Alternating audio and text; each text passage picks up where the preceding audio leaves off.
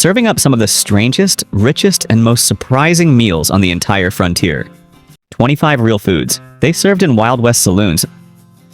Think cowboys just rode into a saloon for a shot of whiskey? Think again. Wild West saloons weren't just watering holes.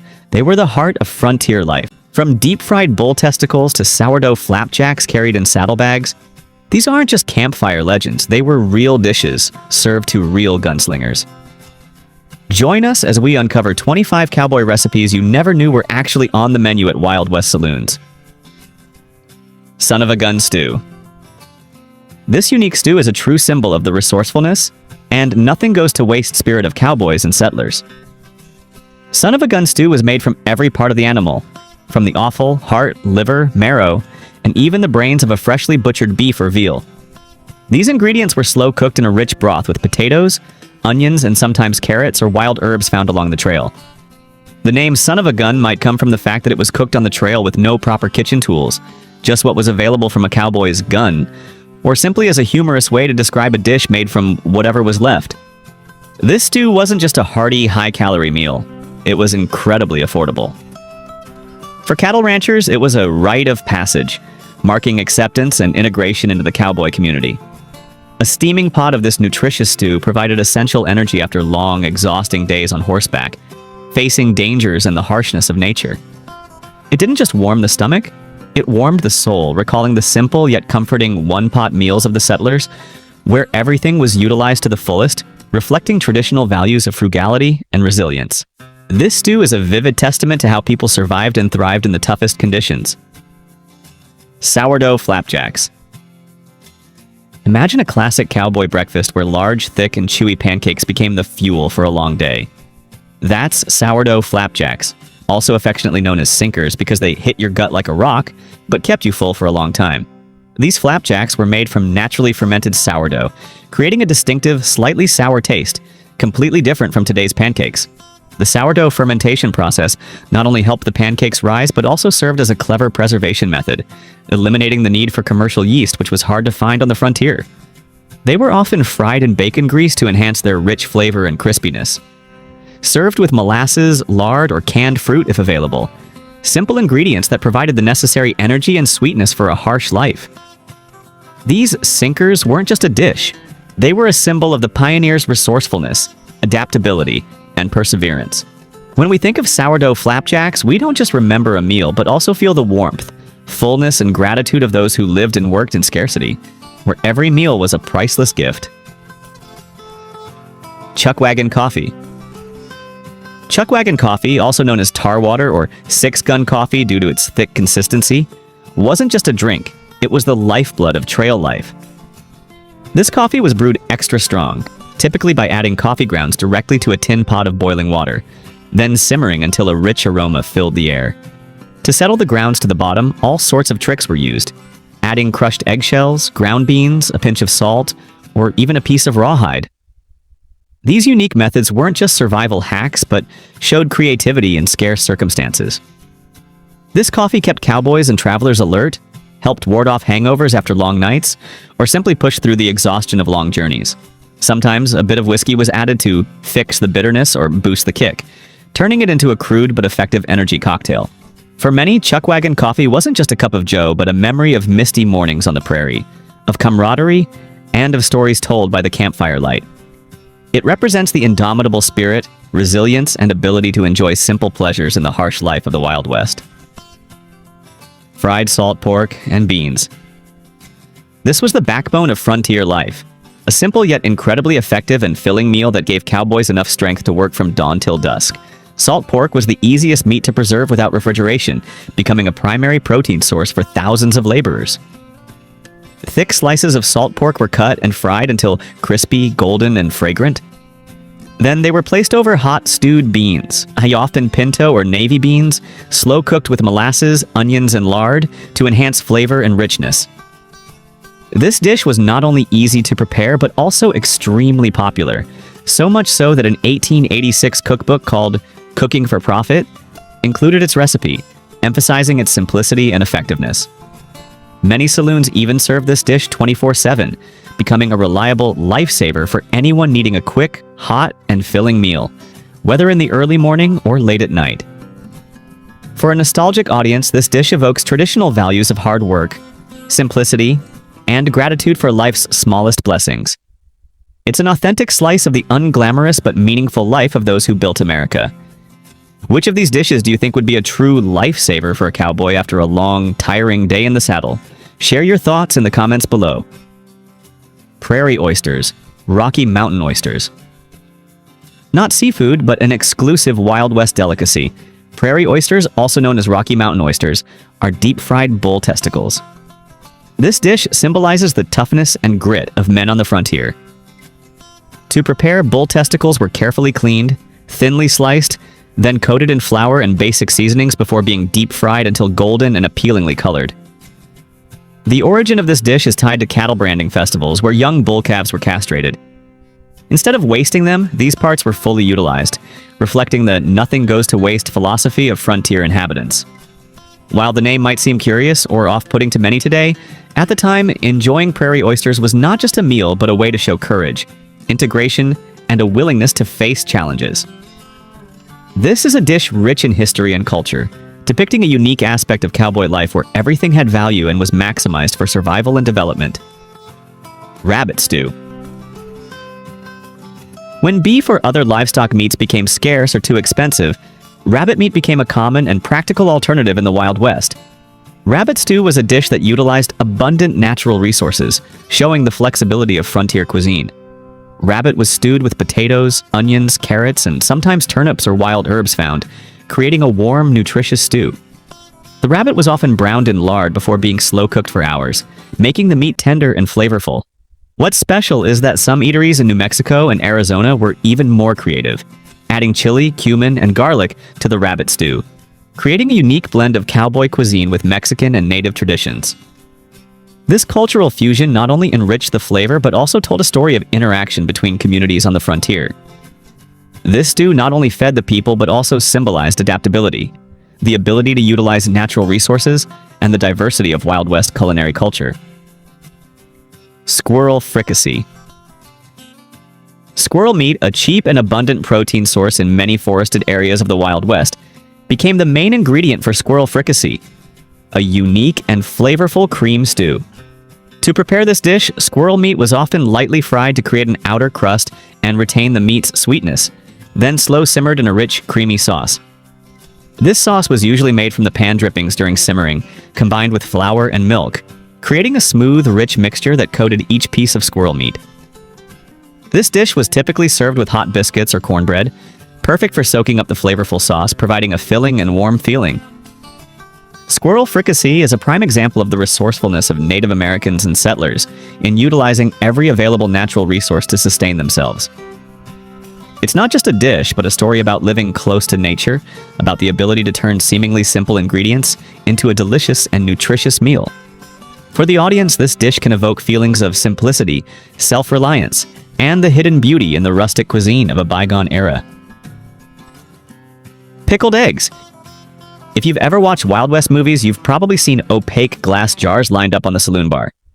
Inside them were pickled eggs, a quick and convenient snack, no utensils needed, and just a few cents to enjoy.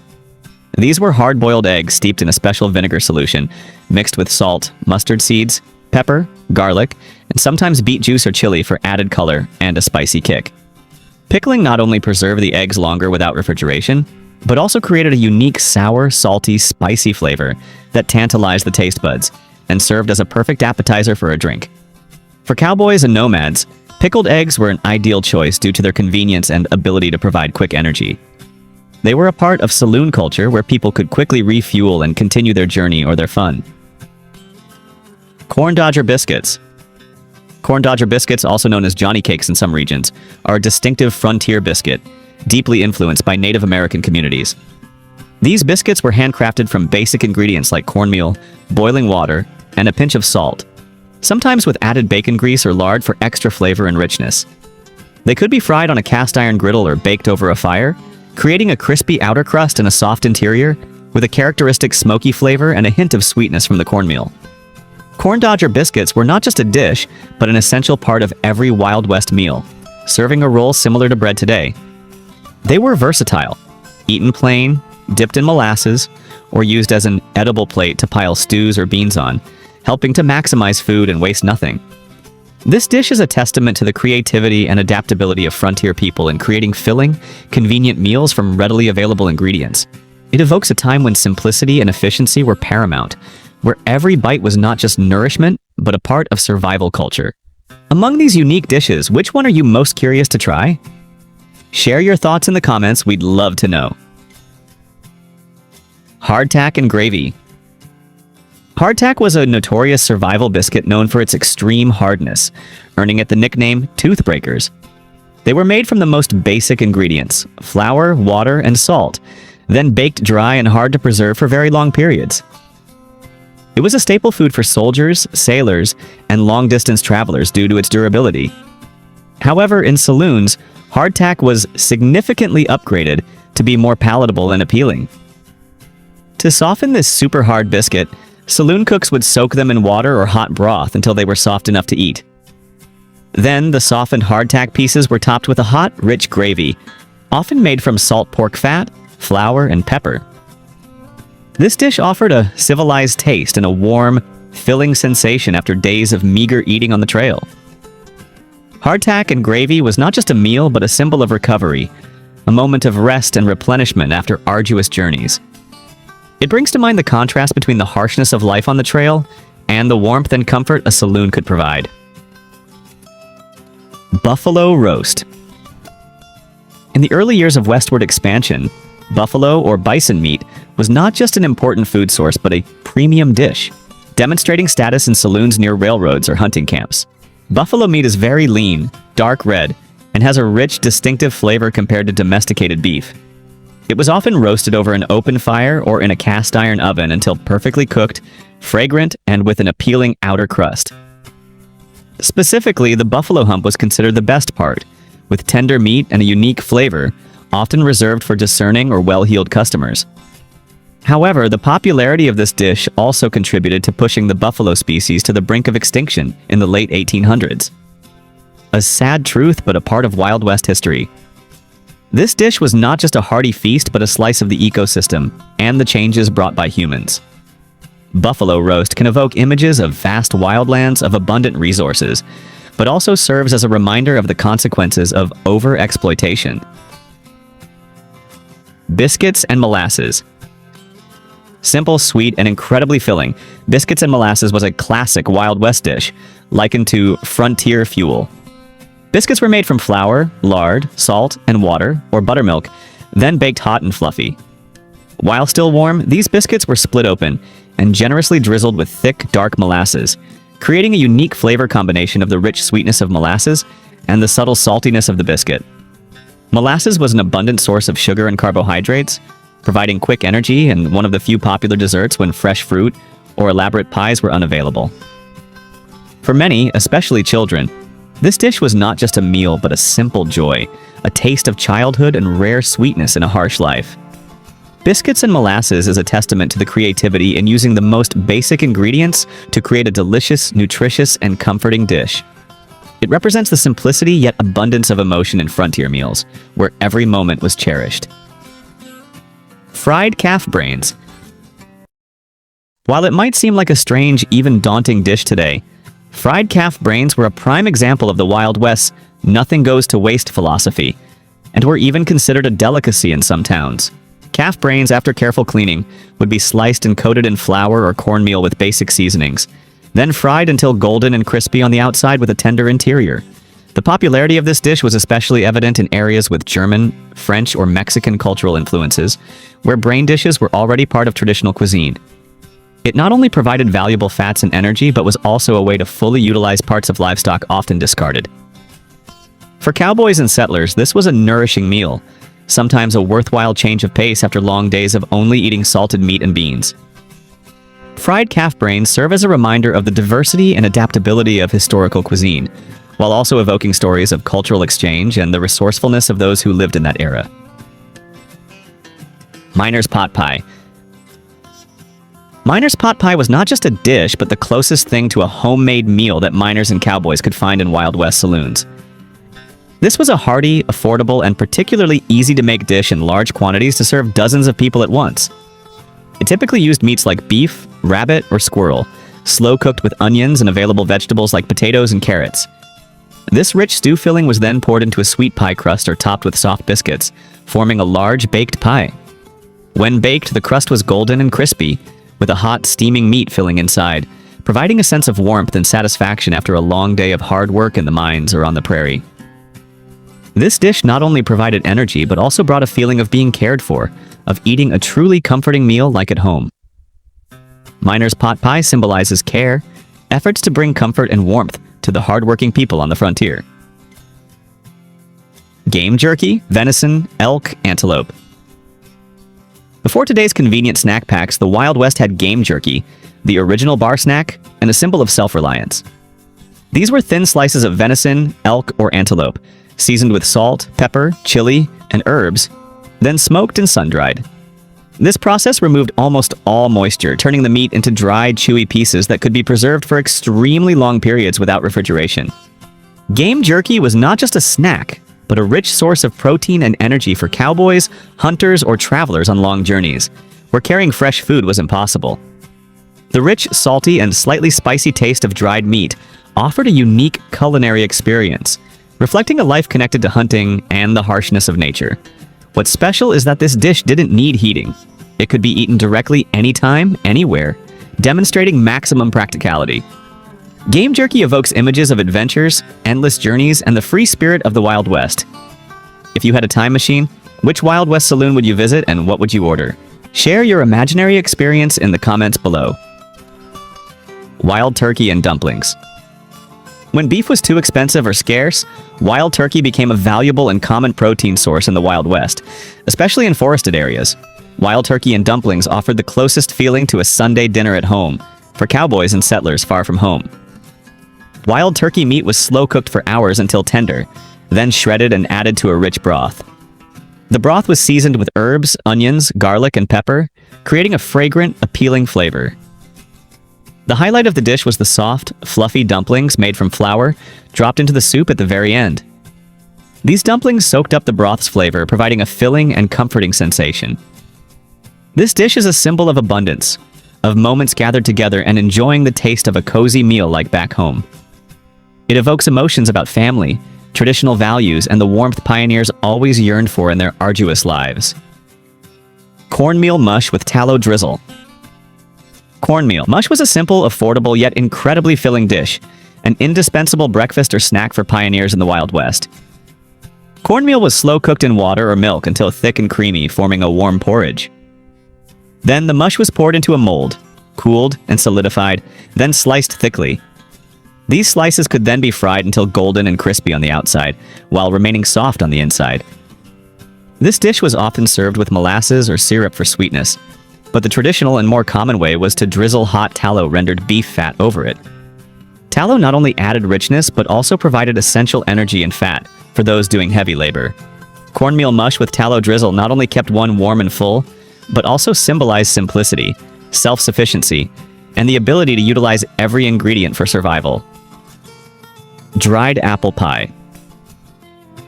In the Wild West, fresh apples were a luxury, but dried apples were a kind of gold, equally precious, sometimes even more valuable than whiskey to many.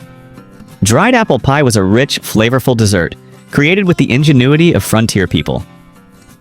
Dried apples were rehydrated, then seasoned with cinnamon, nutmeg, and sugar for the pie filling. The crust was made from flour, lard, and water, creating a crispy, rich pastry. When baked, the aroma of dried apples and spices filled the saloon, bringing a warm and familiar feeling, reminiscent of bountiful harvests and plenty. This pie was not just a dessert, but a symbol of comfort, of simple joys in a harsh life. It's a reminder that even in the most deprived conditions, humans can create sweet things, memorable moments. Dried apple pie is a part of the memory of the resilience and ability to enjoy life of those who built the Wild West, where every slice carries the taste of history and homesickness. Fried corn cakes, Johnny cakes. Fried corn cakes, also known as Johnny cakes, are the frontier flatbread, a dish with deep roots in Native American communities. They were made from incredibly simple ingredients: cornmeal, boiling water, and a pinch of salt, then mixed and fried on a hot griddle until golden and crispy with a distinctive corn aroma. Johnny cakes were not just a dish, but an important part of daily meals. They could be eaten with molasses or syrup for sweetness, or used as an edible plate under stews or beans. Their convenience, low cost, and ability to provide quick energy made them a top choice for cowboys, hunters, or anyone living and working on the frontier. This dish is a testament to the resourcefulness, adaptability, and respect of indigenous people for available resources. Johnny cakes evoke images of rustic, simple yet flavorful meals, reflecting the authentic and close-to-nature life of a bygone era. Cow tongue and brown gravy.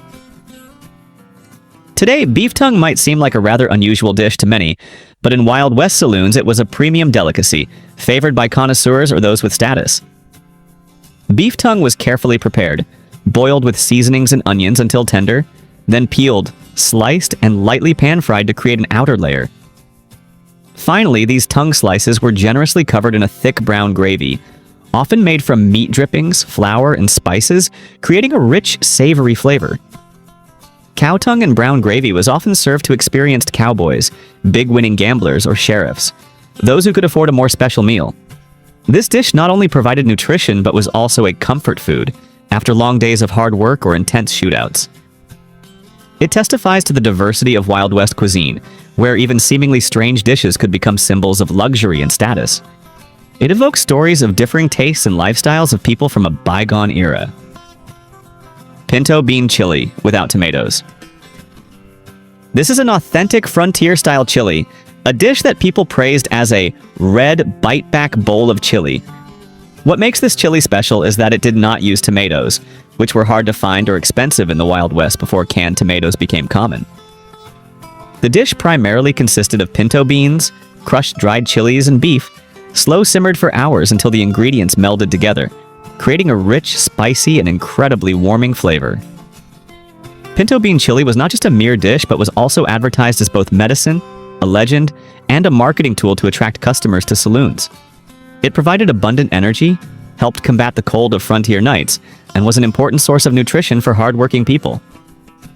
This dish is a testament to the resourcefulness, creativity, and scarcity of the Wild West people, where available ingredients were maximized to create delicious and meaningful meals. This bean chili is an authentic slice of survival cuisine, where every bowl of chili carried stories of a challenging but spirited life. Bread pudding with whiskey sauce.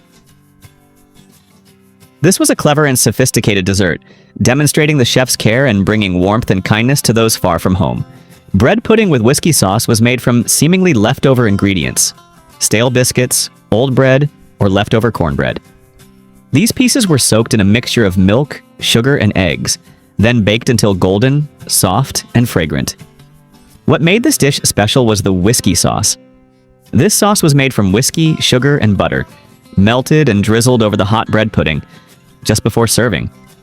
The rich aroma of whiskey combined with the sweet and creamy taste of the pudding created an unforgettable culinary experience, bringing a rare sense of luxury to cowboys. This dessert was not just a way to utilize food, but also a symbol of refinement in frontier cuisine, where even the simplest meals could become a work of art. This dish evokes feelings of family warmth, moments of self-indulgence, and small but meaningful joys in life. Fried trout with cornmeal crust.